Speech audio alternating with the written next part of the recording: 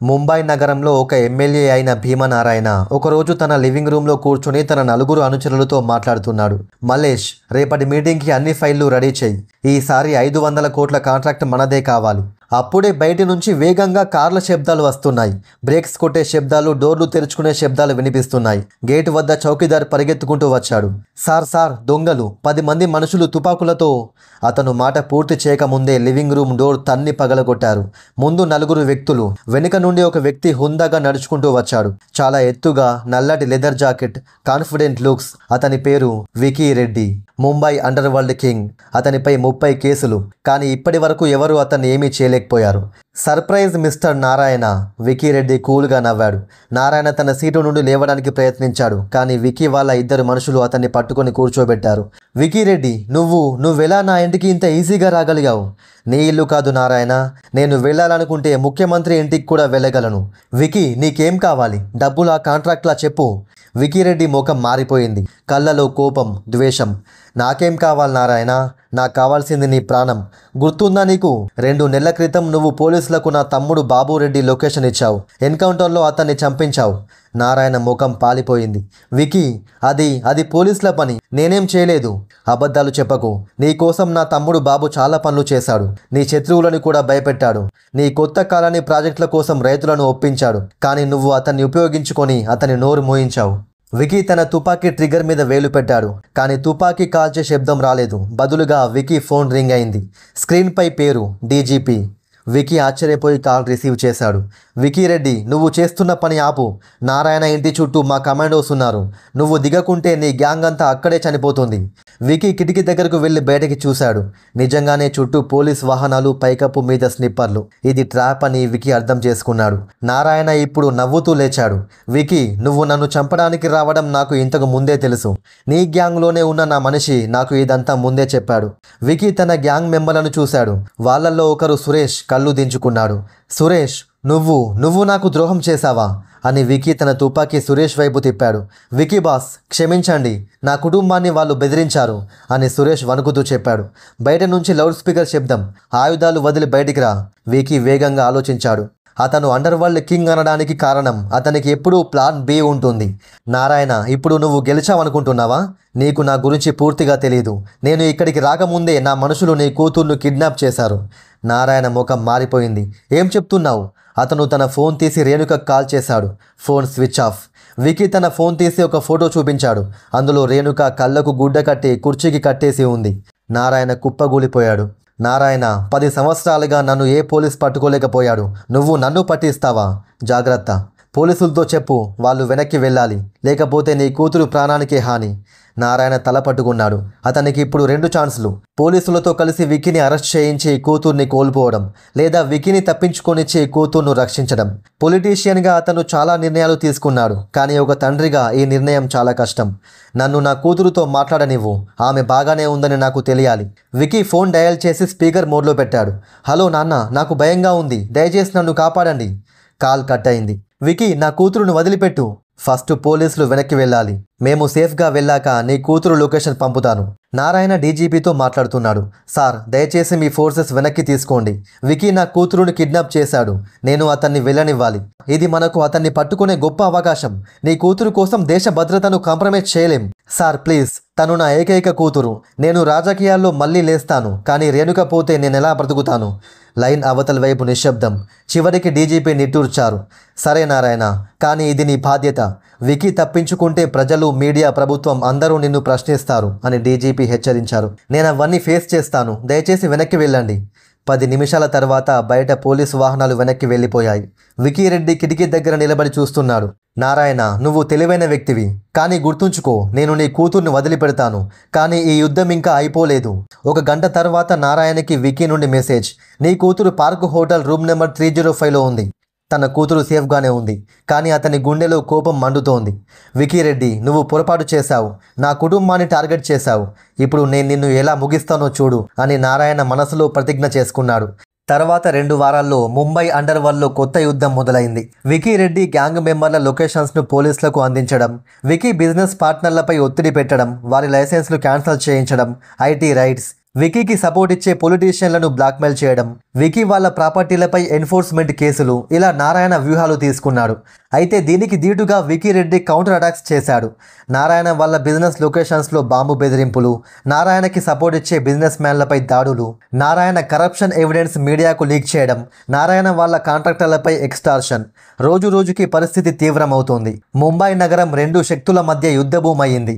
మూడో వారంలో వికీ రెడ్డి తన హైడౌట్లో ఒక పాత ఫామ్ హౌస్లో తన టాప్ 5 మంది లెఫ్టినెంట్స్తో కలిసి కూర్చున్నాడు. అప్పుడు వికీ వాళ్ళ ఐటీ ఎక్స్పర్ట్ సురేందర్ ముందుకు వచ్చి, బాస్, నా దగ్గర ఒక మంచి ప్లాన్ ఉంది. నారాయణ వాళ్ళ పిఏ ఆ మురళి, అతనికి ఫైనాన్షియల్ ప్రాబ్లమ్స్ ఉన్నాయి.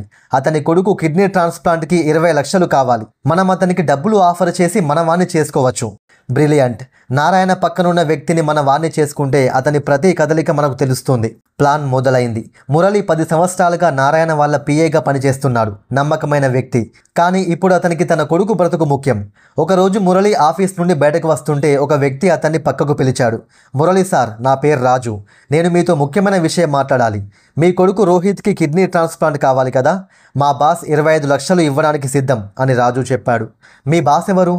మీకు ఈ విషయం ఎలా తెలుసు? మా బాస్ వికీ రెడ్డి. మాకు కావాల్సింది చాలా చిన్నది. నారాయణ వాళ్ళ షెడ్యూల్, మీటింగ్స్ ఇన్ఫర్మేషన్ మాకు కావాలి, అంతే. మురళి ఆలోచనలో పడిపోయాడు. మీకు 2 రోజులు టైం.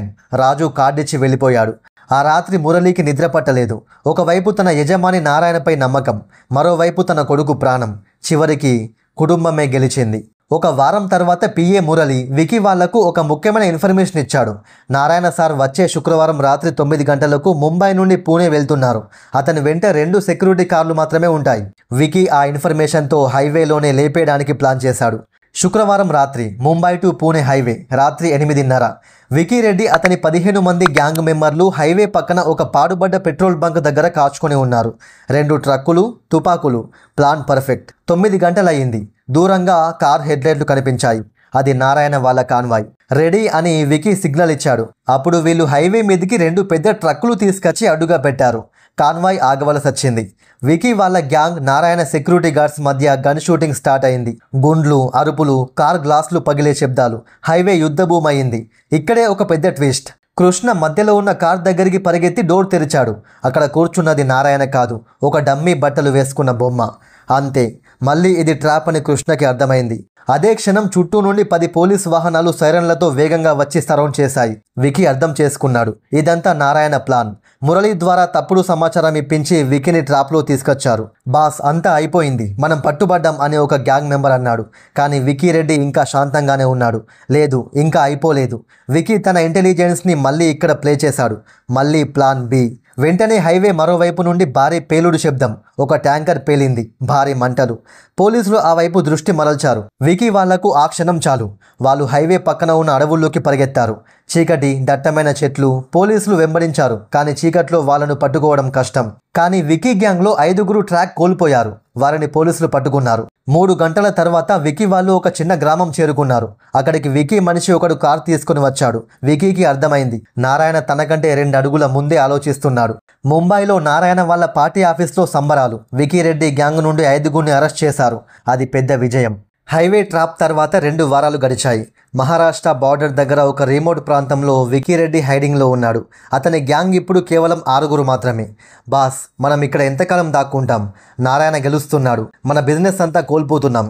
వికీ కిటికీ దగ్గర నిలబడి బయటికి చూస్తూ, కృష్ణ, ఒక గ్యాంగ్స్టర్ మరియు ఒక పొలిటీషియన్ మధ్య యుద్ధంలో పొలిటీషియనే ఎప్పుడూ గెలుస్తాడు. ఎందుకంటే అతని దగ్గర చట్టం, పోలీసులు, మీడియా అన్నీ ఉంటాయి. కానీ అతని కళ్ళలో నిర్ణయం. నారాయణ నా జీవితంలో ఉన్నంత వరకు నేను శాంతిగా ఉండలేను. అతన్ని ముగించాలి. కానీ బాస్, అతనికి ఇప్పుడు చాలా సెక్యూరిటీ ఉంది. మళ్ళీ ట్రాప్ అవుతాం. కృష్ణ, నేను 14 సంవత్సరాల క్రితం ఒక చిన్న దొంగను. కానీ ఇప్పుడు అండర్ వరల్డ్ డాన్ను. ఎందుకంటే నేను ఎప్పుడూ రిస్క్ తీసుకుంటాను. చివరి రిస్క్ తీసుకుందాం అని వికీ చెప్పాడు. వికీ తన చివరి అత్యంత ప్రమాదకరమైన ప్లాన్ రూపొందించాడు. నారాయణకి ప్రియమైన వ్యక్తి వాళ్ళ అమ్మ సరస్వతమ్మను టార్గెట్ చేయడం. సరస్వతమ్మ ప్రతి ఆదివారం ఉదయం స్థానిక హనుమాన్ గుడికి వెళ్తుంది. సెక్యూరిటీ గార్డ్ ఒక్కడు మాత్రమే తోడుగా ఉంటాడు. వికీ రెడ్డి ఈ ఇన్ఫర్మేషన్ సేకరించాడు. అతని ప్లాన్ ఆదివారం ఉదయం దేవాలయం దగ్గర సరస్వతమ్మను కిడ్నాప్ చేయడం, తర్వాత నారాయణతో బేరసారాలు. బాస్, కానీ అమ్మను టార్గెట్ చేయడం మంచిదేనా? మనల్ని దేవుడు సైతం క్షమించాడు. నాకు వేరే మార్గం లేదు కృష్ణ. నారాయణ నా తమ్ముణ్ణి చంపించాడు. అతను కూడా అదే బాధ అనుభవించేలా చెయ్యాలి అని వికీ కఠినంగా చెప్పాడు. ఆదివారం ఉదయం 6 గంటలు హనుమాన్ దేవాలయం. సరస్వతమ్మ తన సెక్యూరిటీ గార్డ్ రమేష్తో కలిసి దేవాలయంలోకి వచ్చింది. ఆమె ఎప్పటిలాగే పూజ చేసి ప్రసాదం తీసుకుని బయటకు వచ్చింది. దేవాలయం నుండి కారు వరకు నడుస్తున్నప్పుడు అక్కడ వికీ రెడ్డి మరియు అతని 3 మనుషులు వెయిట్ చేస్తున్నారు. వికీ సరస్వతమ్మ దగ్గరకు వచ్చి అకస్మాత్తుగా ఆమె చేయి పట్టుకున్నాడు. అతని మనుషులు సెక్యూరిటీ గార్డ్ రమేష్ను పట్టుకుని అతని నోరు మూశారు. అమ్మా, నేను వికీ రెడ్డిని. నేను నిన్నేమీ చేయను, కానీ నువ్వు నాతో రావాలి. సరస్వతమ్మ భయపడలేదు. బదులుగా ఆమె వికీ కళ్ళల్లోకి చూసింది. బిడ్డ, నువ్వు నా కొడుకు నారాయణను చంపడానికి రావడం నాకు తెలుసు, కానీ నన్ను ఉపయోగించడం ధర్మం కాదు. వికీ ఆశ్చర్యపోయాడు. ఆ వృద్ధురాలు భయపడ్డం లేదు. అమ్మా, నాకు నీ ఉపదేశాలు వినే టైం లేదు. నారాయణ నా తమ్ముణ్ణి చంపించాడు. నేను ప్రతీకారం తీర్చుకోవాలి. ప్రతీకారం మరో ప్రతీకారానికి దారితీస్తుంది బిడ్డ. ఈ చక్రం ఎప్పుడు ఆగుతుంది? సరస్వతమ్మ ప్రశాంతంగా అడిగింది. వికీ దగ్గర జవాబు లేదు. అతను సరస్వతమ్మను తన వ్యాన్ వైపు తీసుకెళ్ళడానికి ప్రయత్నించాడు. అప్పుడు వెనుక నుండి ఒక గొంతు, వికీ రెడ్డి, మా అమ్మను వదిలిపెట్టు. అది నారాయణ. అతను 10 మంది సెక్యూరిటీ గార్డ్స్తో వచ్చాడు. వికీ ఆశ్చర్యపోయాడు. నువ్వు ఎలా తెలుసుకున్నావు? నీ పక్కనున్న మహేష్ నా అండర్ కవర్ ఏజెంట్ అని నారాయణ చెప్పాడు. వికీకి అర్థమైంది. మళ్ళీ అతను నారాయణ ట్రాప్లో చిక్కుకున్నాడు. కానీ వికీ రెడ్డి అంత సులభంగా లొంగిపోడు. అతను తన పిస్తోల్ తీసి సరస్వతమ్మ తలపై పెట్టాడు. నారాయణ, నువ్వు ఒక్కడుగు ముందుకేసినా మీ అమ్మ చస్తుంది. నారాయణ కన్నీళ్లతో చూస్తున్నాడు. వికీ, దయచేసి మా అమ్మను వదిలిపెట్టు.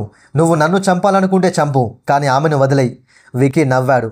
నారాయణ, నువ్వు నా తమ్ముడిని చంపించినప్పుడు మా అమ్మ ఎలా బాధపడిందో ఆలోచించావా? లేదు. కాబట్టి ఇప్పుడు నువ్వు కూడా అదే అనుభవించాలి. అప్పుడు సరస్వతమ్మ మాట్లాడింది. వికీ, నేను చనిపోయేందుకు సిద్ధంగా ఉన్నాను. నేను వృద్ధురాలిని. నా కాలం పూర్తయింది. కానీ నా చావుతో ఈ హింస ఆగిపోతే నా త్యాగం విలువైనది. బిడ్డ, నీ తమ్ముడి చావుకు నేను చింతిస్తున్నాను. ప్రతి తల్లి తన పిల్లల గురించి అలాగే బాధపడుతుంది. కానీ ఇంకా హత్యలు చేస్తే ఇంకా ఎంతమంది తల్లులు ఏడుస్తారు? వికీ చేయి వణుకుతోంది. ఒక వృద్ధురాలి మాటలు అతని హృదయాన్ని తాకుతున్నాయి. నువ్వు గ్యాంగ్స్టర్ అవ్వడానికి కూడా కారణాలు ఉంటాయి. అణచివేత, అన్యాయం, పేదరికం. కానీ ఇక చాలు. ఈ హింస ఆపు. సరస్వతమ్మ కన్నీళ్లతో వేడుకుంది. వికీ కళ్ళల్లో నీళ్లు తిరిగాయి. అతని తమ్ముడి మరణం, సంవత్సరాల పోరాటం, కోపం అన్నీ ఆ క్షణంలో గుర్తొస్తున్నాయి. అమ్మ, నా తమ్ముడు, అతనే నా కన్ని. వికీ గొంతు ఆగిపోయింది. నాకు తెలుసు వికీ, కానీ అతను తిరిగి రాడు. నువ్వు ఇంకా చంపితే నువ్వు కూడా చనిపోతావు, జైల్లో లేదా ఎన్కౌంటర్లో. అప్పుడు మీ అమ్మ ఎంత బాధపడుతుంది అని సరస్వతమ్మ అడిగింది. వికీ రెడ్డి గుండె పగిలిపోయింది. అతను 14 సంవత్సరాలుగా హత్యలు చేశాడు, దోపిడీ చేశాడు. కానీ ఈ ఒక్క వృద్ధురాలి మాటలు అతన్ని కరిగించాయి. అతని చేతిలో ఉన్న పిస్తోల్ కింద పడిపోయింది. నారాయణ ముందుకు వచ్చాడు. పోలీసులు వికీని అరెస్ట్ చేయడానికి సిద్ధమయ్యారు. వికీ రెడ్డి, నువ్వు అరెస్ట్లో ఉన్నావు. 30 కేసులు, మర్డర్, ఎక్స్టార్షన్, కిడ్నాప్ అని ఒక పోలీస్ అధికారి చెప్తున్నాడు. వికీ లేచి నిలబడి శాంతంగా తన చేతులు ముందుకు చాపాడు. హ్యాండ్ కప్స్ వేశారు. వికీని తీసుకెళ్తున్నప్పుడు అతను నారాయణ వైపు చూశాడు. నారాయణ, నువ్వు గెలిచావు, కానీ గుర్తుంచుకో, రాజకీయాల్లో కూడా అన్యాయం ఉంటుంది. నువ్వు అధికారం దుర్వినియోగం చేస్తే మరో వికీ రెడ్డి పుడతాడు. నారాయణ తల వంచుకున్నాడు. వికీ, నీ మాటల్లో నిజముంది. నేను కూడా తప్పులు చేశాను. అధికారం కోసం నిన్ను ఉపయోగించుకొని తర్వాత నీకు ద్రోహం చేశాను. నన్ను క్షమించు. ఈ మాటలు విన్న అందరూ ఆశ్చర్యపోయారు. ఒక పొలిటీషియన్ తన తప్పులు అంగీకరిస్తున్నాడు. వికీ రెడ్డి అరెస్టు వార్త రాష్ట్రమంతటా వ్యాపించింది. 10 సంవత్సరాల పోలీస్ చర్చ ముగిసింది. Gangster versus politician. చివరికి ఒక తల్లి మాటలు గెలిచాయి. కానీ కొన్ని మీడియా హౌసెస్ వేరే ప్రశ్నలు అడుగుతున్నాయి. నారాయణ వికీ రెడ్డిని ఉపయోగించుకున్నారా? రాజకీయ ప్రయోజనాల కోసం క్రిమినల్స్ను ఉపయోగించుకోవడం ఆపాలి. వికీ రెడ్డి ఎందుకు గ్యాంగ్స్టర్ అయ్యాడు? సామాజిక అన్యాయాలను పరిశీలించాలి. మీడియా హీట్ నారాయణపై కూడా పడుతోంది. అతని కరప్షన్ ఆరోపణలు, వికీతో పాత సంబంధాలు అన్నీ బయటపడుతున్నాయి. 3 నెలల తర్వాత వికీ రెడ్డి కోర్టులో తన నేరాల గురించి మాత్రమే కాదు, రాజకీయ నాయకులు, పోలీస్ అధికారులు అండర్వరల్డ్తో ఎలా కనెక్షన్లు కలిగి ఉన్నారో కూడా చెప్తున్నాడు. యువర్ ఆనర్, నేను ఎమ్మెల్యేలు, మంత్రులు కోసం పనిచేశాను. వారు కాంట్రాక్టు సాధించడానికి, ప్రత్యర్థులను భయపెట్టడానికి నన్ను ఉపయోగించుకున్నారు, వికీ కోర్టులో చెప్పాడు. ఈ వెల్లడుల తర్వాత ముంబై రాజకీయ వర్గాల్లో భూకంపం వచ్చింది. పలువురు పొలిటీషియన్లు విచారణలో చిక్కుకున్నారు. నారాయణ కూడా సిబిఐ విచారణలో చిక్కుకున్నాడు. అతనిపై కరప్షన్ కేసులు నమోదయ్యాయి. అతని బ్యాంక్ అకౌంట్లు ఫ్రీజ్, ప్రాపర్టీలపై దాడులు చేశారు. ఒకరోజు కోర్టు హాల్లో నారాయణ మరియు వికీ ఎదురెదురుగా కూర్చున్నారు. వికీ, నీ సాక్ష్యాలు నన్ను కూడా కింద పడేస్తున్నాయి. నారాయణ, నేను న్యాయం కోసం పోరాడుతున్నాను. నేను నేరస్తున్నే, కానీ నువ్వేమీ నిర్దోషివి కాదు. మనమిద్దరం శిక్షార్హులమే. నారాయణ నవ్వాడు. నిజం, మనమిద్దరం కూడా ఒకే నానమ్ముకున్న రెండు వైపులం. 1 సంవత్సరం తర్వాత విచారణ పూర్తయింది. వికీ రెడ్డి తీర్పు 14 హత్య కేసుల్లో దోషిగా నిర్ధారణ. మొత్తం 40 సంవత్సరాల జైలు శిక్ష. కానీ సాక్ష్యాలు అందించినందుకు శిక్ష 25 సంవత్సరాలకు తగ్గింపు. వీరనారాయణ తీర్పు కరప్షన్, అధికార దుర్వినియోగం కేసులో దోషిగా నిర్ధారణ. ఎమ్మెల్యే పదవి రద్దు. 10 సంవత్సరాల జైలు శిక్ష. 50 కోట్ల రూపాయల జరిమానా. తీర్పు వచ్చిన రోజు కోర్టు హాల్ బయట చాలామంది జనాలు. కొంతమంది నారాయణకు సపోర్ట్, కొంతమంది వికీకి సానుభూతి. కోర్టు హాల్ నుండి బయటికి రాగా వికీ రెడ్డి మీడియా ముందు నిలబడ్డాడు. నేను నా నేరాలకు శిక్ష అంగీకరిస్తున్నాను. కానీ నా కథ ఇతర యువకులకు ఒక హెచ్చరిక. హింస, నేరం ఇవి మార్గం కాదు. నేను తప్పుదారి ఎంచుకున్నాను. నాలా మీరు చేయకండి అని వికీ చెప్పాడు. నారాయణ కూడా మాట్లాడాడు. నేను ప్రజల విశ్వాసాన్ని మోసం చేశాను. రాజకీయ అధికారాన్ని నేరస్తులతో కలిసి దుర్వినియోగం చేశాను. నేను క్షమాపణ అడుగుతున్నాను. గాయ్స్, ఇది ఇవాల్టి వీడియో మీకు నచ్చితే ఒక లైక్ చేయండి. ఈ వీడియో మీద మీ అభిప్రాయం ఏంటో కింద కామెంట్ చేయండి. అయితే దీనికంటే ముందు 30 ఏళ్ళు వచ్చినా ఉద్యోగం చేయని కొడుకుని తండ్రి ఎంతలా తిడుతున్నాడో ఒక వీడియో చేశాను. ఇప్పుడు స్క్రీన్ మీద వచ్చింది కదా, అదే ఆ వీడియో. మీకు వీలైతే ఒకసారి ఓపెన్ చేసి చూడండి. నా వీడియోస్ మీకు నచ్చితే ఇవాళే మన ఛానల్ని సబ్స్క్రైబ్ చేసుకోవాలని కోరుకుంటున్నాను. Thank you for watching. జై హింద్.